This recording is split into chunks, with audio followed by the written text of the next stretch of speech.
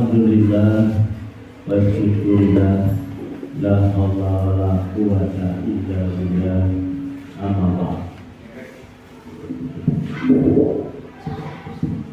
Bapak dan Ibu guru IPTB yang berbahagia sebelumnya,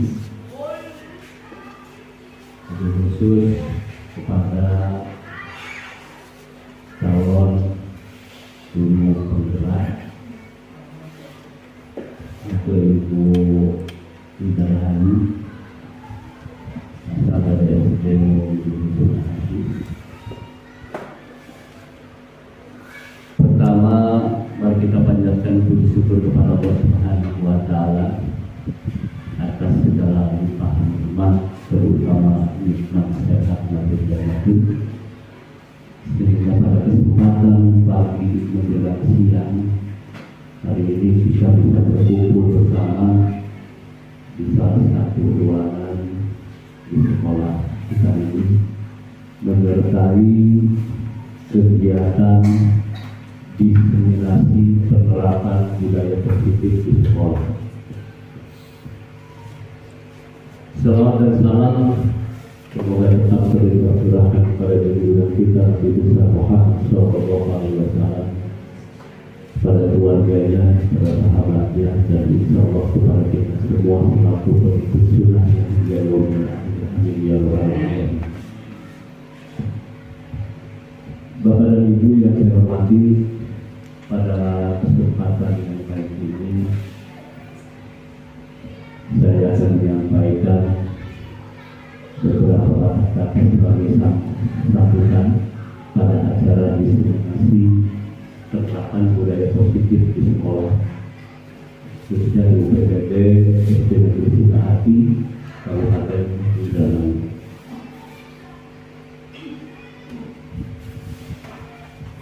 Jika kita baca istilah diseminasi, dan sebenarnya juga diseminasi apa? Ya tentunya sangat berbeda jauh. Diseminasi ini mengukir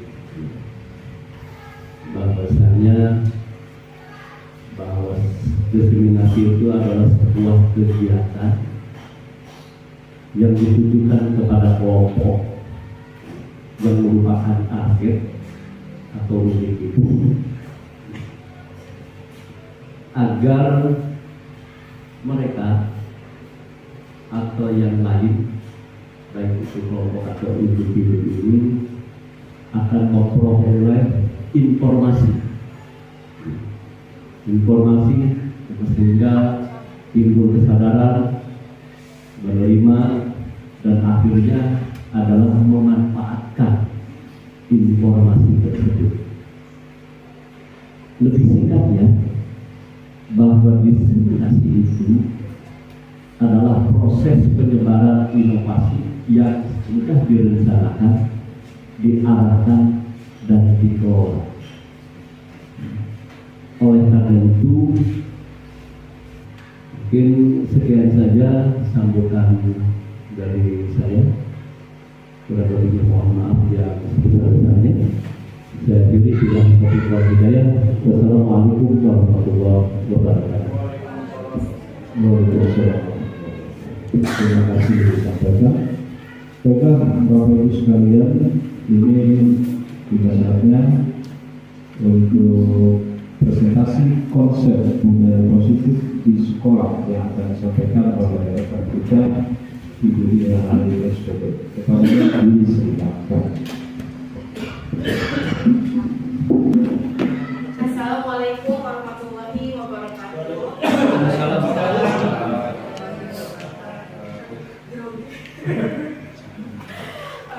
Terima kasih untuk kesempatannya dalam acara diseminasi atau penyebaran atau penglibasan terhadap rekan-rekan guru di UPTB SD Negeri Sukahati. Bapak Ibu, sebelumnya saya mohon maaf sekali karena yang berada di depan saya itu semuanya senior saya. Saya di sini bukan untuk menggurui atau menspesialkan diri karena saya sedang mengikuti program ini, namun saya mencoba berbagi praktik baik saya selama 2 bulan saya mengikuti program pendidikan guru penggerak, di mana selama 2 bulan ini saya mempelajari mengenai budaya positif, dan ini adalah modul terakhir saya untuk melakukan diseminasi atau pengimbasan terhadap Bapak dan Ibu. Saya yakin di sekolah kita tercinta ini sudah memiliki budaya positif. Sudah ada ya Bapak Ibu? Sudah. Contohnya adalah ketika Bapak dan Ibu guru menyambut anak-anak murid-murid kita pada pagi hari, menunjukkan bahwa sekolah kita adalah sekolah yang ramah anak dan nyaman untuk peserta didik kita. Baiklah Bapak Ibu, di slide ini sudah menampilkan apa yang akan kita diskusikan pada hari ini. Tapi sebelum mulai diskusi, berikan tepuk tangan yang hebat untuk kita semua. Karena saya berhadapan dengan budaya Bapak yang hebat. Ya Bapak Ibu, inilah konsep inti dari budaya positif. Yang keenam, posisi kontrol guru. Yang ketujuh, keyakinan kelas. Dan yang kedelapan, segitiga restitusi. Baiklah Bapak Ibu, sebelum slide-nya berlanjut, apakah Anda yang sudah tahu arti dari budaya positif? Baik, saya mencoba menjelaskan sedikit apa itu budaya positif. Budaya positif itu adalah budaya atau kebiasaan atau perilaku yang sudah mengakar dan menjadi sebuah kebaikan bagi kita semua, terutama ketika guru sebagai tenaga pengajar dan pendidik memberikan contoh-contoh kepada siswa, dan siswa bisa mengikuti apa yang dicontohkan oleh guru. Budaya positif juga bisa dikembangkan di sekolah, dan kita sebenarnya sudah melaksanakan. Di antaranya ada kegiatan-kegiatan keagamaan, ada sholat duha, sholat duhur, ada kultum, ada membaca Al-Quran sebelum belajar, kemudian ada sholawatan dilanjutkan. Itu juga budaya positif. Itu di antaranya. Betul. Terima kasih Pak Ade. Ya betul sekali, budaya positif sebetulnya sudah kita terapkan. Contohnya berbaris setiap pagi hari, kemudian berdoa sebelum memulai pelajaran, berdoa sebelum mengakhiri pelajaran, kemudian ditambah program terbaru penyambutan murid-murid pada pagi hari. Nah, di sini budaya positif di sekolah adalah nilai-nilai kebiasaan yang ada di sekolah yang berpihak pada murid agar mereka dapat berkembang menjadi pribadi yang kritis dan berhormat dan bertanggung jawab. Betul ya? Slide berikutnya adalah perubahan paradigma belajar. Untuk membangun budaya yang positif, sekolah perlu menyediakan lingkungan yang positif, aman dan nyaman, agar murid-murid mampu berpikir, bertindak, dan mencipta dengan merdeka, mandiri, dan bertanggung jawab. Contohnya tadi diawali dengan penyambutan Bapak dan Ibu guru. Jadi sekolah ini menunjukkan kepada murid kalau kita ini sekolah yang ramah anak, dan insya Allah di dalamnya adalah suasananya nyaman sehingga anak mampu berpikir dan bertindak serta mencipta dengan merdeka. Kemudian poin yang kedua, lazimnya disiplin di sebuah permainan. Permainannya cobalah buka. Bapak Ibu, mari kita bermain ya. Berpasangan. Bapak Ibu berpasangan. Ada yang memainkan dengan posisi A, yaitu posisi yang mengepalkan tangannya, seolah-olah di dalam kepala tangan itu ada sesuatu yang sangat berharga. Kemudian yang memainkan posisi B adalah orang yang akan mencoba membuka kepala tangan A dengan cara membujuk, menghardik, mengancam, memberikan hadiah,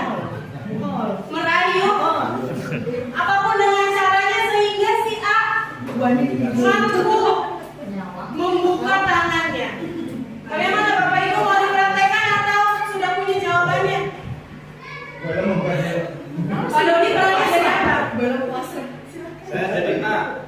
Jadi A berarti Pak Dodi yang Oh, iya, jadi B aja, jadi B. Yang mau jadi A siapa? Wah, siap membuka hati. Ayo.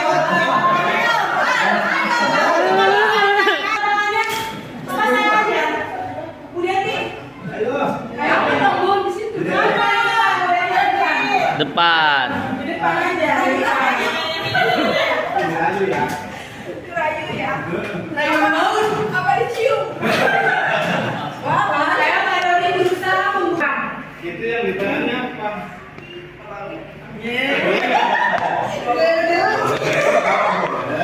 Nanti saya kasih cilok sepanci. Banyak perempuannya. Kasih mas kilo deh. Waduh, siapa? Mas Budi. Yang jelas. Mas Jaka. Masih belum mau juga. Uang 1 miliar. Boleh. Yang kanan apa yang kiri? Ya, buat nawar. Kalau yang kanan berapa miliar? Kayaknya 5 koma. Komai. Komanya berapa? 2 koma. Kalau nggak usah kasih uang, boleh nggak? Boleh. Boleh. Enggak usah kasih. Tapi Kalau temen lah. tapi harus melakukan sesuatu. Apa itu? Kalaupun harus terjun ke jurang aku lakukan. Apapun demi UGM saya. Yang lainnya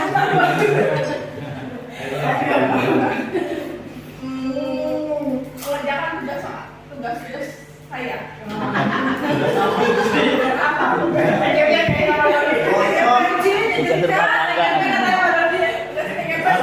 Saya nyerah deh, susah banget ini, saya nyerah. Ya, jadi Budeti buka nggak tangannya? Bertahan. Aku sudah kalau bisa Bertahan ya. Tepuk tangan untuk Budeti.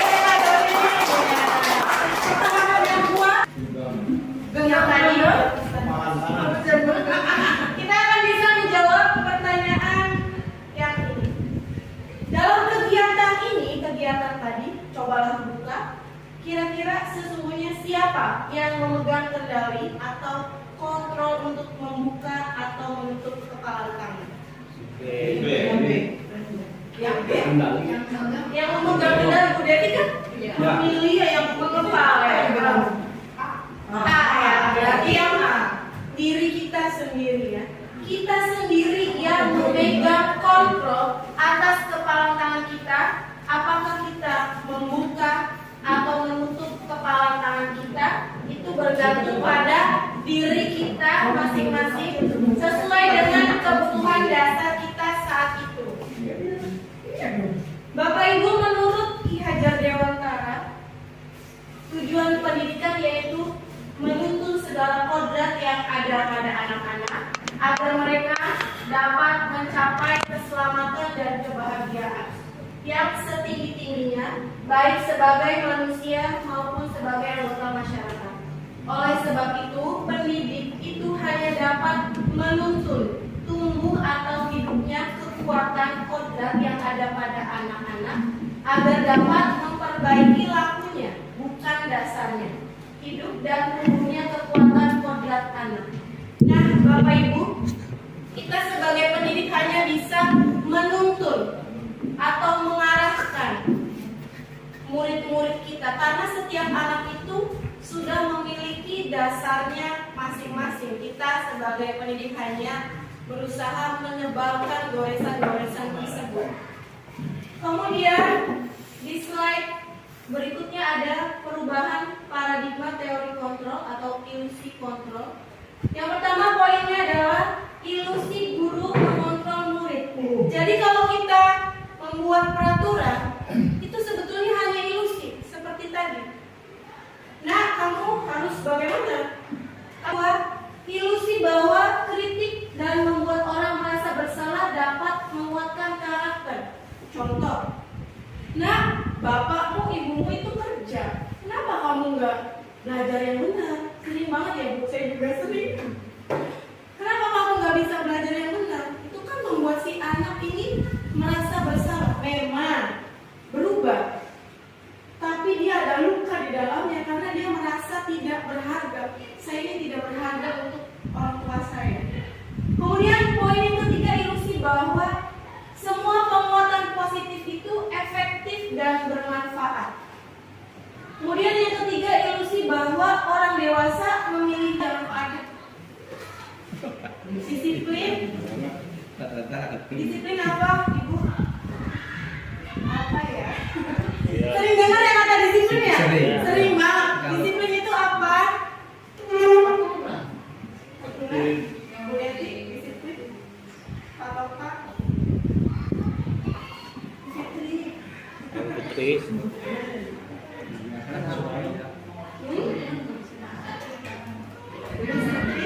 Disiplin apa? Tata aturan. Kemudian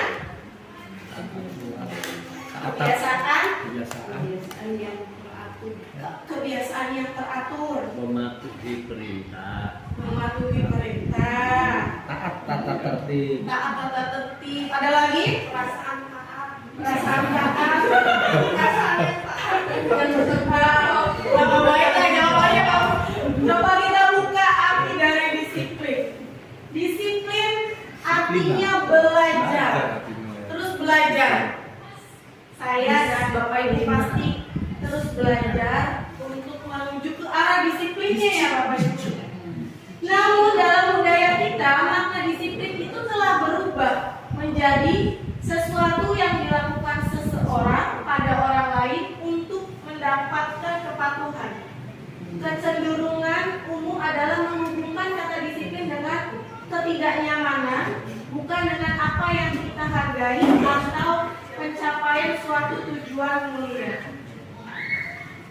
Nah, ini kesimpulannya.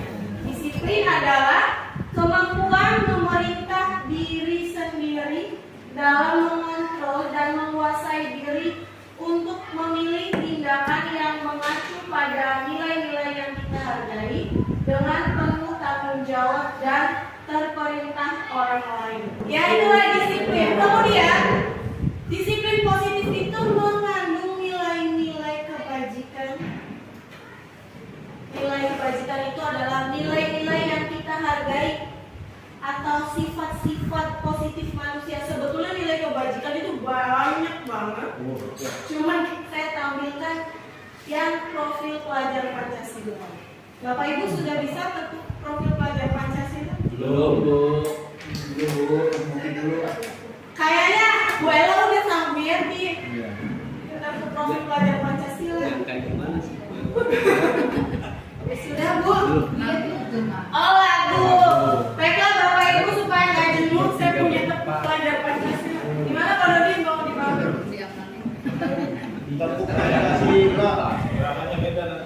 Gak apa. Gimana lagunya? Belajar Pancasila, beriman dan bertakwa pada Tuhan yang esa dan berakhlak mulia, berkebinekaan global, gotong royong mandiri, kreatif dan bernalar kritis. Ada di sana, ada di sini, cuma urutan nyanyiannya Urutannya ya? beda ya, tapi nggak apa-apa ya, kita ikutin aja. Kayak gini Bapak Ibu berapa? Lagi Bu. Hah? Lagi Bu. Iya. Gerakan Bu. Pakai gerakan. Belajar Pancasila, beriman dan bertakwa. Oh boleh berdiri boleh. Boleh juga. Iya. 1, 2, 3. Belajar Pancasila, beriman dan bertakwa pada Tuhan yang esa dan berakhlak mulia, berkebinekaan global, gotong royong mandiri, kreatif dan bernalar kritis. Ya, bagaimana semua yang kita lakukan itu mengacu pada profil Pancasila. Slide berikutnya. Nah, punya soal pemantik lagi Bapak Ibu. Ibu Ani, guru kelas 5 SD Pelita Hati, sedang bingung menghadapi ulah salah satu murid di kelasnya namanya Agus. Maaf ya. Bu Ani bingung. Soalnya dari sananya begini. Beberapa anak telah datang dan mengeluhkan Agus yang seringkali meminta bekal makan siang. Mereka dengan paksa. Jika Anda menghadapi situasi seperti Ibu Ani, apa yang akan Anda lakukan? Menurut Anda, kira-kira apa alasan Agus melakukan itu? Nah, Bapak Ibu guru ini punya murid namanya Agus. Agus ini sering meminta bekal makanan temannya secara paksa. Kira-kira tindakan awal kita itu apa? Dikasih makan. Dikasih makan. Agus. Agus bagus Agus berikan. Tindakan kita sebagai pendidik ya apa? Beras. Kasih uang 5.000. Mau dipanggil ya, kemudian ditanya.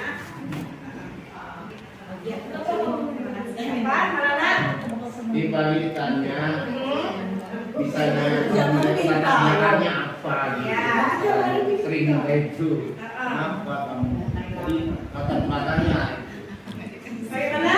Ibu mau makan? Ya, pasti ditanya dulu, ditanya latar belakangnya apa. Luar biasa nih kan, sudah menerapkan langkah-langkahnya. Guru senior. Sudah berpengalaman. Guru senior. Nah, Bapak Ibu, ternyata jawabannya sama nih ya, luar biasa nih. Pertama itu, dalam konteks penerapan disiplin positif, Ibu Ani sebaiknya mencari tahu alasan Agus melakukan tindakan tersebut. Apabila jawaban Agus karena lapar dan orang tuanya tidak membawakannya bekal makan siang, berarti kebutuhannya adalah bertahan hidup Agus ini. Kemudian apabila jawaban Agus karena ia senang temannya jadi memperhatikan dia, kebutuhannya adalah cinta dan kasih sayang atau kebutuhan cinta. Kemudian apabila jawaban Agus adalah dia merasa hebat karena temannya jadi takut, maka kebutuhannya adalah penguasaan, pengakuan atas kemampuannya. Jeger ya teman. Kemudian apabila jawaban Agus karena dia merasa bosan dengan bekal makanan yang dibawakan ibunya, berarti kebutuhannya adalah kebebasan. Kebutuhan adanya didorong oleh motivasinya apa? Nah, ada di dalam teori motivasi ada motivasi eksternal dan motivasi Internal. Nah, eksternal biasanya dari orang lain. Lingkungan. Karena takut dihukum, atau saya melakukan ini karena biar dapat hadiah oleh bu guru. Saya melakukan ini karena takut dihukum sama bu guru. Kemudian motivasi internal adalah motivasi untuk menghargai diri sendiri. Saya akan menjadi orang yang seperti apa apabila saya melakukannya. Berarti kesadaran diri sendiri. Slide berikutnya. Perilaku-perilaku tersebut itu karena kita memenuhi 5 kebutuhan dasar kita sebagai manusia. Yang pertama, cinta dan kasih sayang atau kebutuhan ingin diterima. Kemudian penguasaan. Kemudian kesenangan. Kemudian kebebasan dan bertahan hidup survival. Kebebasan itu boleh? Iya, kupu-kupu ya. Dia pasti bisa terbang. Kemudian slide berikutnya adalah 5 posisi kontrol guru. Ada penghukum, pembuat merasa bersalah, teman, pemantau, manajer. Kira-kira Bapak Ibu sudah berada di posisi mana? Semuanya. Yang lainnya ya, pasti yang berapa ya? Kadang-kadang dari penghukum, kadang-kadang membuat merasa bersalah. Bagaimana? Bagaimana kalau tim? Bagaimana kalau kita jadi pemantau yang ini? Apakah kamu mau mendapatkan stiker bintang hari ini? Kita memantau nih anak nih aktif tidak? Karena pertanyaan tersebut. Atau kita gini, anak-anak ibu berikan PR, kamu tahu nggak hukuman apa jika kamu tidak mengerjakan PR? Itu kita sebagai pemantau. Kemudian membuat orang merasa bersalah. Saya kecewa sekali dengan kamu. Sering banget saya juga ngomong ya, ibu kecewa banget sama kamu. Pernah nggak Bapak Ibu? Pernah. Sering.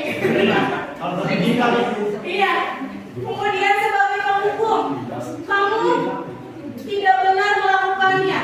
Kamu tuh ngerjain aja nggak bisa. Kamu ngerjain kamunya. Sering jawabnya kan? Sering ya. Akhirnya tuh aku dikasih sama begini. Kemudian sebagai teman, ayolah lakukan demi ibu atau ayolah lakukan demi bapak. Nanti bapak kepala sekolah marah. Kalau kamu berisik aja, mencoba mengakrabkan diri pada anak. Ada maunya.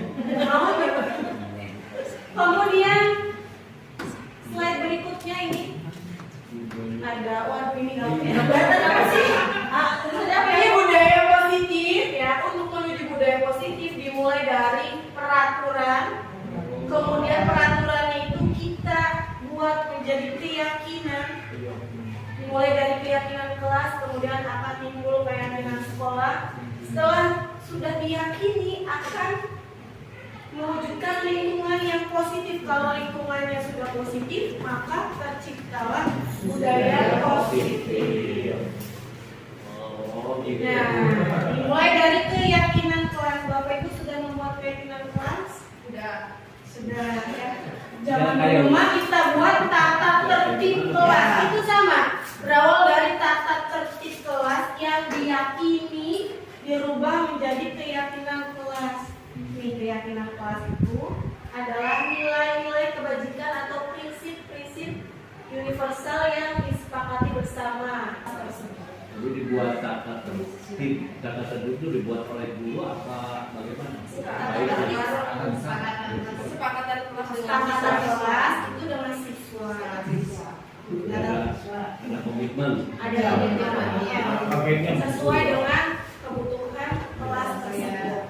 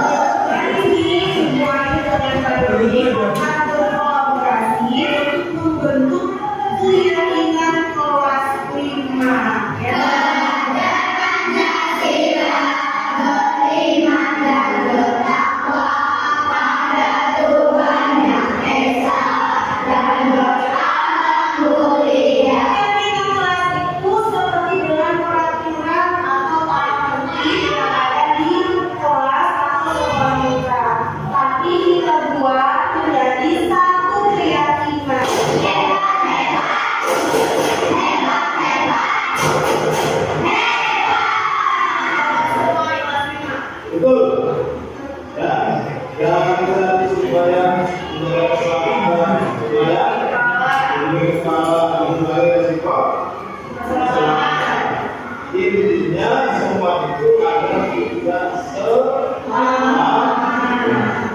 selamat itu keyakinannya. Silakan di lembar kertas nilai-nilai kebajikan itu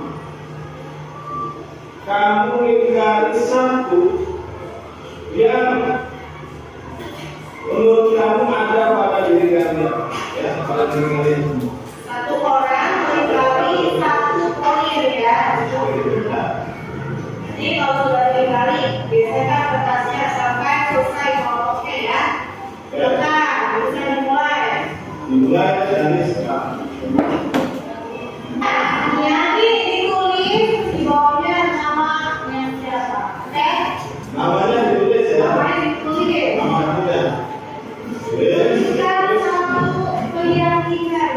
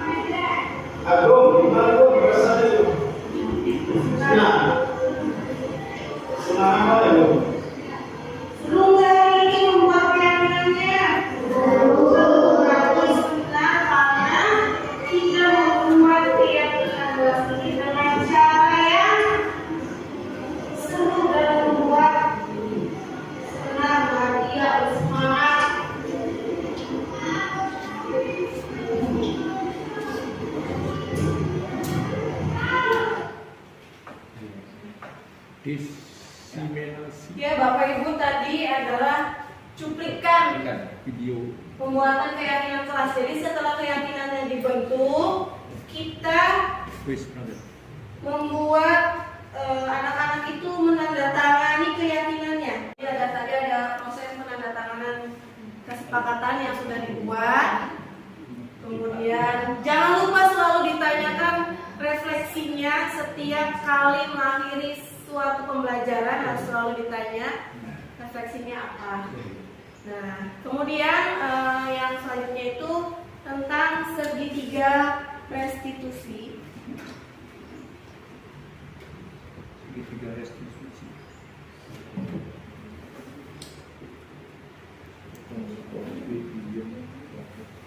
Segitiga restitusi adalah proses menciptakan kondisi bagi murid untuk memperbaiki kesalahan mereka sehingga mereka bisa kembali pada kelompok mereka dengan karakter yang lebih kuat. Artinya segitiga restitusi itu memperbaiki posisi yang gagal menjadi ke arah yang sukses.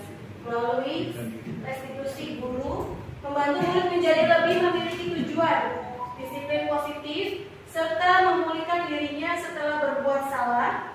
Kemudian membantu murid untuk jujur pada diri sendiri dan mengevaluasi dampak dari kesalahan yang dilakukan. Kemudian memberikan penawaran bukan paksaan. Lanjut. Next. Di dalam segitiga restitusi itu mempunyai tiga tahapan. Yang pertama, menstabilkan identitas. Jadi ditanya dulu alasannya berbuat kesalahan. Kemudian validasi tindakan yang salah. Kemudian setelah kita tahu alasannya apa, kesalahannya apa, terakhir adalah menanyakan keyakinan. Itulah tahapan segitiga restitusi. Saya nanti akan menayangkan proses dari segitiga restitusi. Kenapa namanya kami di sini? Ya, tadi doa dulu. Itu sesuai tidak dengan yang pastikan. Tidak Bu. Keyakinan mana yang mengalami? Tidak mengalami yang lain. Menurut Nana, menghargai atau menghormati orang lain itu penting tidak? Penting, betul. Jadi keyakinan apa yang harus Nana tumbuhkan jika Nana sedang dalam kondisi marah? Sabar, ya harus sabar, lebih sabar lagi ya. Nah, kamu bersedia nggak memperbaiki kesalahan ini? Bersedia. Apa yang mau kamu lakukan setelah ini? Meminta maaf kepada Ayah. Ya sudah, Nana sudah menemukan solusi dari permasalahan Nana ya.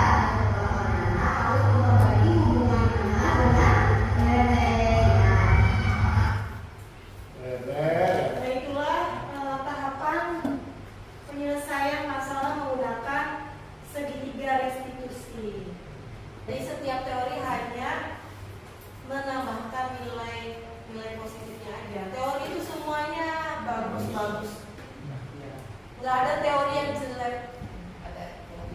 Selalu ada kelebihan dan kekurangannya. Jadi kalau ada yang bisa nggak nih teori ini merubah sesuatu, bisa, namun perlu proses. Gitu. Jadi setiap teori pasti punya kelebihan dan kekurangannya. Oke, ada lagi barangkali? Lagi ya, Bapak Ibu. Ya. Cukup, berarti kayaknya dari tadi pengen bertanya banget. Siap menjawab. Bagaimana berarti? Cukup? Cukup. Baiklah. Jam 5. Kalau cukup kita melakukan refleksi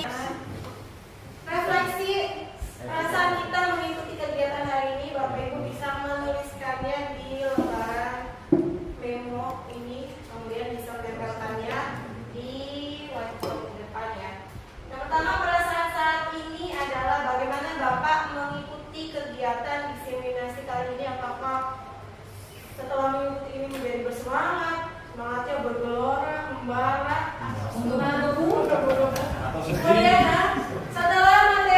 mengikuti materi pembahasan ini, Ibu Bapak itu memahami hal apa? Hal baik apa yang didapat oleh Bapak Ibu hari ini?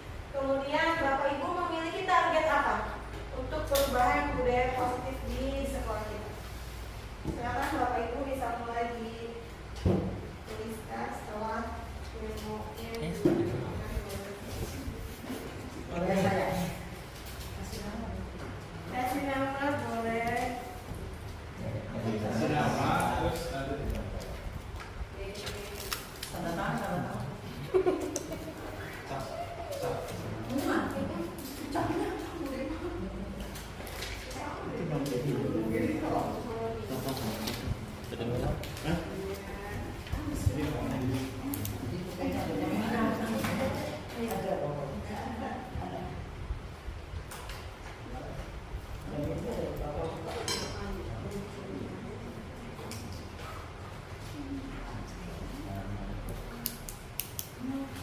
Perasaan saat ini adalah kemudian setelah mengikuti materi pembahasan atau diseminasi pada hari ini, saya jadi paham bahwa perasaan saat ini. Kemudian target saya selanjutnya adalah boleh langsung kalau sudah selesai.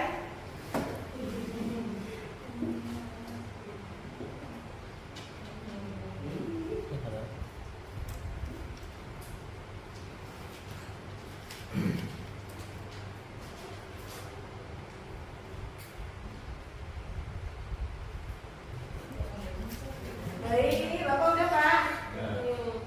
Saya tempelkan terlebih dahulu.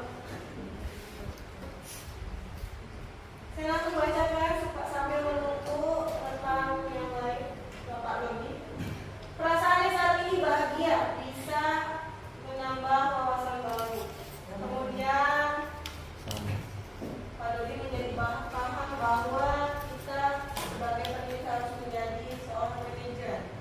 Kemudian targetnya adalah berupaya menerapkan budaya positif Di sekolah. Karena sudah Pak? Sudah, Bu. Baik.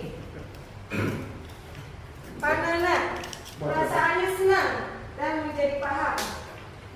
Kemudian menjadi paham bahwa ada penerapan budaya positif. Tentang budaya penerapan budaya positif. Kemudian targetnya yaitu menerapkannya. Menerapkannya. Betul. Gantian. Ada lagi yang sudah? Gantian. Oke.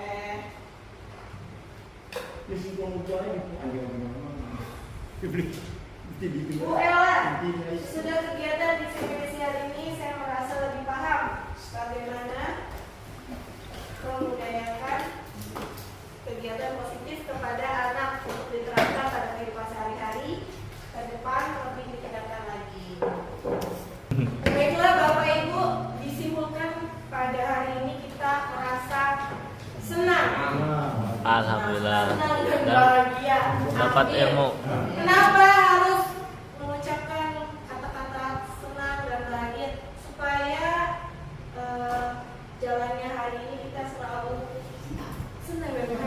Mau ya?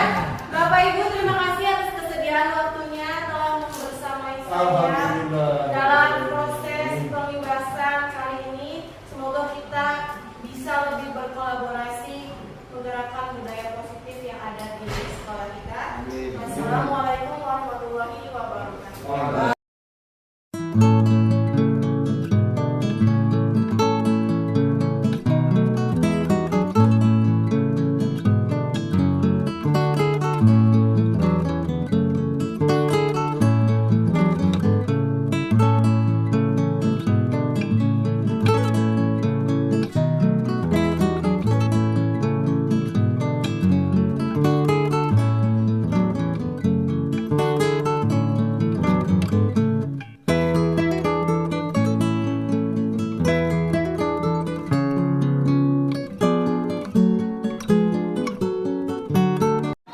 Assalamualaikum warahmatullahi wabarakatuh.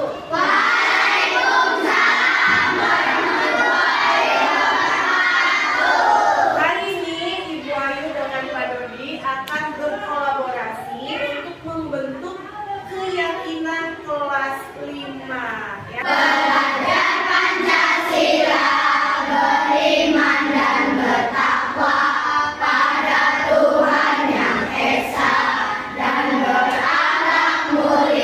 Keyakinan kelas itu seperti dengan peraturan atau tata tertib yang ada di kelas atau sekolah kita. Tapi kita buat menjadi satu keyakinan. Keyakinan kelas adalah nilai yang diturunkan dari peraturan kelas, dan peraturan kelas itu diturunkan dari tata tertib sekolah. Ada tata tertib sekolah, ada peraturan atau kesepakatan kelas, baru ada keyakinan. Kenapa orang naik motor itu disuruh pakai helm? Kenapa? Karena jaga keselamatan. Menjaga. Ada lagi? Ada lagi kan jawaban yang lain? Apa? Untuk melindungi kepala. Melindungi kepala, betul. Terus ada Ada lagi? lagi? Apa?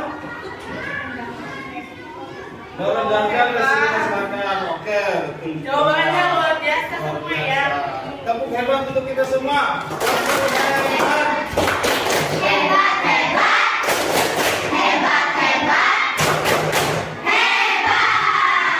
semua di kelas 5. Betul. Ya.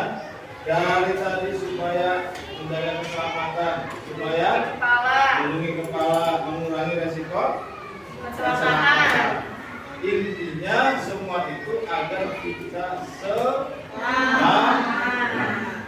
selamat itulah keyakinannya. Ya. Silakan di lembar kertas nilai-nilai kebajikan itu kamu lingkari satu yang menurut kamu ada pada diri kalian, ya, pada diri kalian semua. Satu orang melingkari satu poin ya. Satu poin, ya.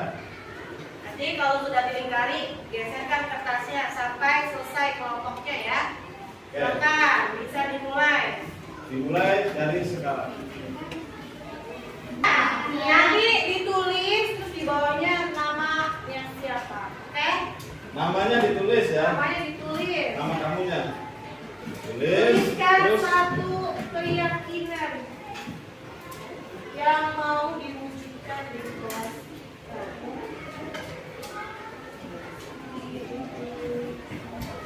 Itu aja. Terus di bawahnya dalam bentuk ya nama. Keyakinannya udah selesai nih. Boleh langsung ditempelkan pada layar keyakinan kelas yang akan kita buat.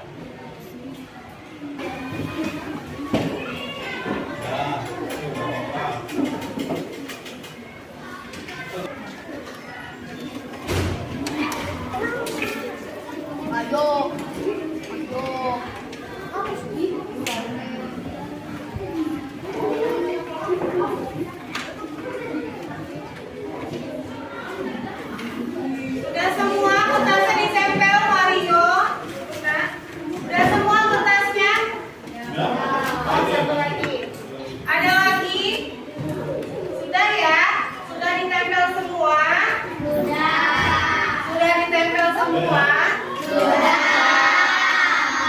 Baik, ini adalah keyakinan kelas yang sudah kamu buat sendiri ya.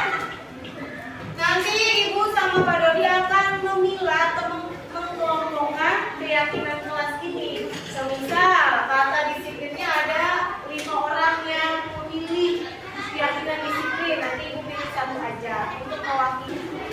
Oke, jadi anak-anak, Ibu sama Pak Dodi sudah mengelompokkan keyakinan kelas yang sudah dibuat ya.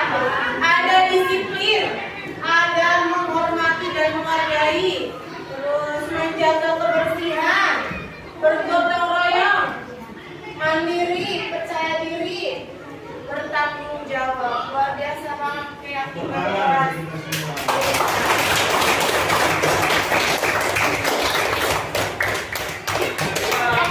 Berapa keyakinan kelas nih? Juga. Berapa keyakinan kelas yang akan diwujudkan Kita nih? balik kali ya. Ini Bapak tuliskan berdasarkan Yang kamu tulis. yang kamu tulis di sini. Kira-kira dari kata disiplin itu banyak temannya ya? Tambah berapa lagi? Yang mana yang setuju? Oh, disiplin lagi. Tuh. 8. Terus?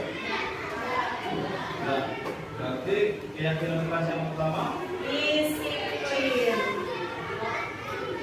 di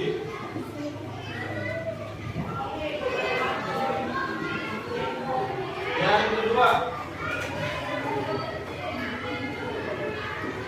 barisnya yang rapi. Yang rapi berarti apa? Maksud kemana?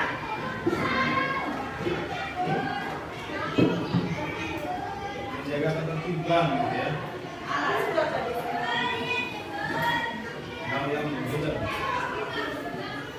Ada temennya nggak? Ada temennya nggak berbaris dengan rapi? Coba dilihat.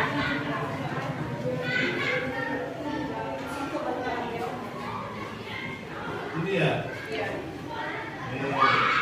Ya, berarti bertanggung. Jawab. Berarti ini juga masuk nih. Saya jawab. Ya, ini tiket juga nih. Ya, Ya, ini membawa buku. mana? Bawa buku sesuai jadwal. Ya. Ya.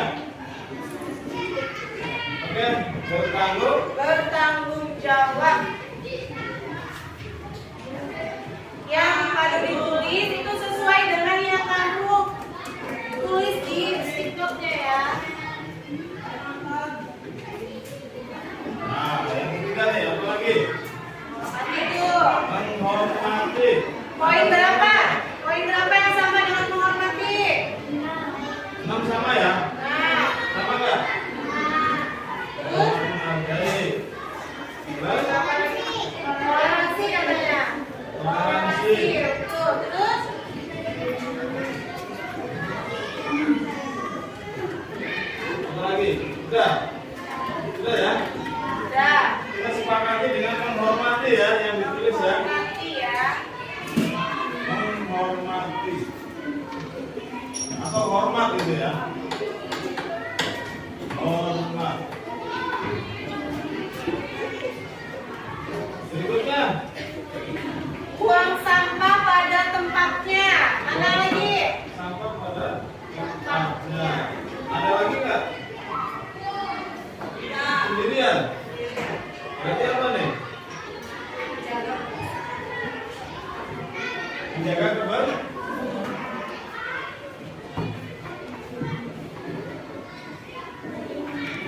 kebersihan ya.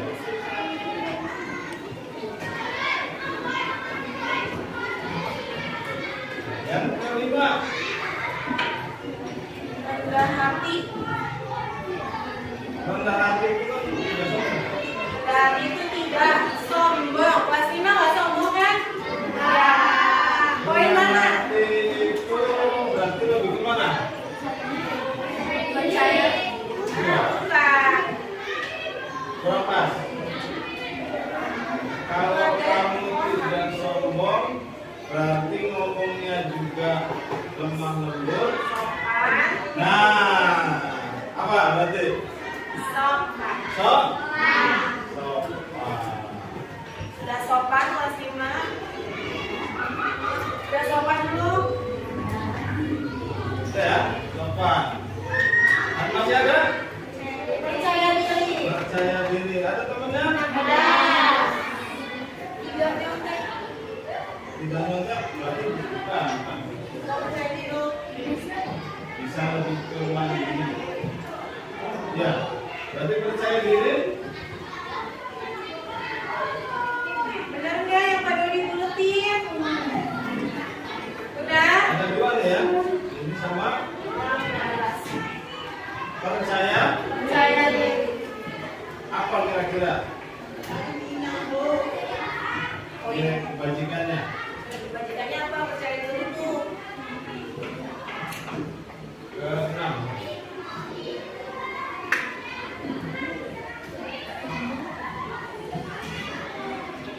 Apa? Dalamnya apa, Ren? Pajak.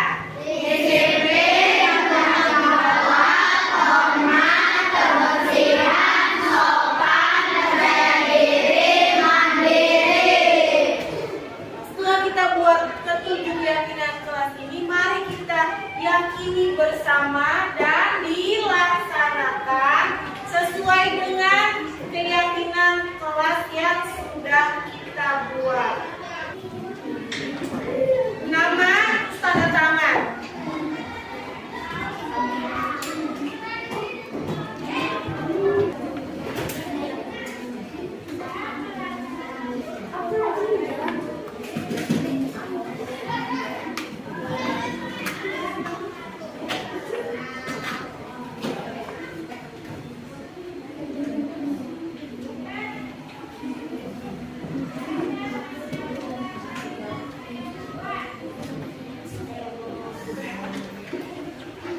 Kalau dia,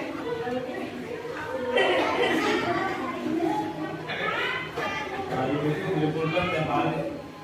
lagi mau jual.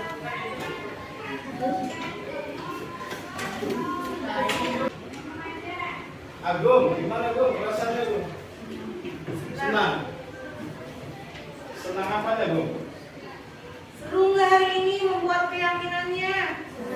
Seru. Berarti senang karena kita membuat keyakinan kelas ini dengan cara yang seru dan membuat senang, bahagia, bersemangat.